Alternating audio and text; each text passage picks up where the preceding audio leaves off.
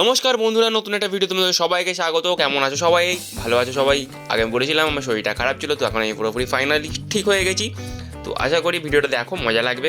তো আজকের ভিডিওটা আমাদের মায়াপুর যাওয়ার উদ্দেশ্য নিয়ে হচ্ছে। তো আমরা এখন সকাল সকাল ভোরবেলা তোমার 7:30টার সময় ট্রেন রেডি হয়ে তোমার ট্রেনের মধ্যে উঠে পড়লাম এখন হাওড়া যাওয়ার উদ্দেশ্যে।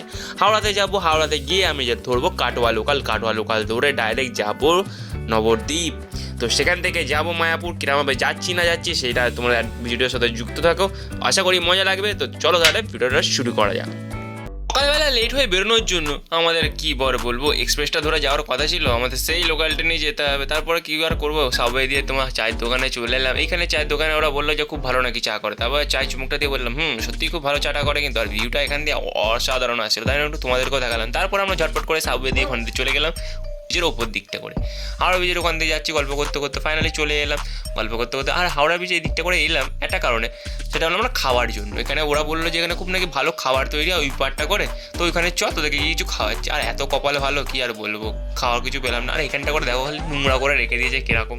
আর হাওড়ার ব্রিজে এসে আলাদাই লাগলো, সত্যি করে বলছি, কারণ এখানে আসা একটা আমাদের ঐতিহাসিক ব্যাপার, তাই জন্যই তোমাদেরকে বলছি। আর এখানটা করে হাঁটছি, একটু ফটো তোলার জন্য বলছে। ফটো কোথায় তুলবি রে? আমি বলছি এখানে যেখানে খুব দাঁড়িয়ে পড় না ফটো তোলা হবে, খালি পানের পিকের সামনে দাঁড়াবি না, সেটাই একটা ভালো কথা। তো এখানে ফটো কিছু তুলে নিলাম, আমাদের ভালো লাগলো, একটু মুহূর্তটার মধ্যে ক্যাপচার করা হলো।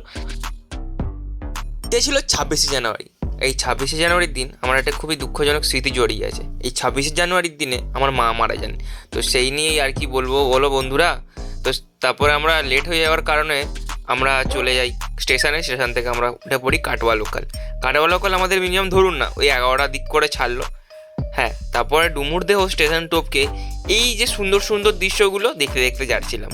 এই যে দৃশ্যগুলো প্রায় আমাদের ওখান থেকে দেখতেই পাওয়া যায় না, আন্দুল ওখান থেকে দেখতে হয় না, আর সেরকম কিছু তো কাজের ব্যবস্থা যায় না, তো সেই জন্যই আর কি দেখা হয় না। তারপর আমরা চলে এলাম বিষ্ণুপ্রিয়া স্টেশনে। তো এখান থেকে টোটো ভাড়া করলাম।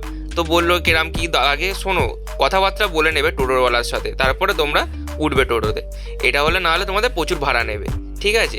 তারপর আমরা সবাই মিলে টোটোতে উঠে পড়লাম। তারপর টোটোতে ওঠার পর কত সুন্দর সুন্দর মন্দির দেখতে দেখতে আমরা যাচ্ছিলাম। আর যত তাড়াতাড়ি পৌঁছাচ্ছি কাছাকাছি, কি বলবো, মনটা উচ্ছ্বাসিত হয়ে যাচ্ছে যেন। কত সুন্দর সুন্দর মন্দির দেখতে দেখতে আমরা যে কখন জেটিঘাটের কাছে চলে এলাম সেটা বুঝতেই পারলাম না। এখানে নেবে দেখি কত হোটেল আছে যেখানে তোমরা খেতে পারবে নিরামিষ খাবার, এগুলো সবই নিরামিষ আমিষ তোমরা যা ইচ্ছে খুশি পেয়ে যাবে। আর আমি প্রেফার করবো যদি ভগবানের কাছে যাচ্ছি একটু নিরামিষ খাওয়াটাই চেষ্টা করো। তারপরে এখানে ভগবানের ভক্তরা এর বানরের কাছে কিছু খাবার দিচ্ছিল যাতে এরা কিছু খেতে পারে। তারপরে আমরা জেটিঘাটের লাইন দিয়ে চলে গেলাম নৌকার কাছে। তো এখান থেকে নৌকার দেখতেই পাচ্ছি কত কেরাম ভিড়। হ্যাঁ, এখানে আমার লাইন দিতে হবে, লাইন দিয়ে তারপরে তোমরা নৌকার দিকে উঠতে পারবে। আমরা সবাই নৌকাতে উঠে পড়ি, আর শ্রাবণী আর মিষ্টিকে আমরা সিটাতে বসিয়ে দিয়ে আমি সন্দীপ সায়ন আমরা নৌকার ধারের দিকে চলে আসি, কেননা এই মুহূর্তটা বা এই ভিউটা তোমাদেরকে দেখানোর জন্য। কেমন লাগছে অবশ্যই কমেন্টে জানিয়ে দিও, আর একটা জয় শ্রীকৃষ্ণ বলে লিখে দিও।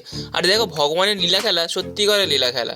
এই যে যমুনা আর গঙ্গার জল মিশ্রিত হয়নি, কিন্তু দেখো দুটো পুরো আলাদা হয়ে আছে। আর এই যে সৌন্দর্য, তাই না এত দূর থেকে তাই লোক এই দৃশ্যটা দেখার জন্যই বেশি আসে। আর এখানে সুন্দর জলটা পুরো কাঁচের মতো, সত্যিকারে বলছি। তোমরা খালি ফোনে হয়তো বুঝতে পারবে না, খালি চোখে না দেখলে তোমরা এই জিনিসটা অনুভব করতে পারবে না যে পুরো একদম তলা অবধি দেখা যাচ্ছে। সেই ঘাস হয় জলের ঘাস, সেখান থেকে। তারপর আমরা নৌকা থেকে এখান থেকে নেমে পড়ি, জেটিঘাটে চলে আসি। আর এখানে সবার থেকে ডেঞ্জারাস জিনিস এই যে তিলক নিয়ে একটু সাবধানে থাকে, বার্গেনিং তোমরা করে নেবে। বার্গেনিং বলতে কি, এটা তোমার নিয়ে আর অযথা টাকা যায়, ঠিক আছে? সবাই একটু সাবধানে টাকাটা নেবে। আর নেক্সট ভিডিও খুব তাড়াতাড়ি আসছে, সাবস্ক্রাইব করে নেবেন।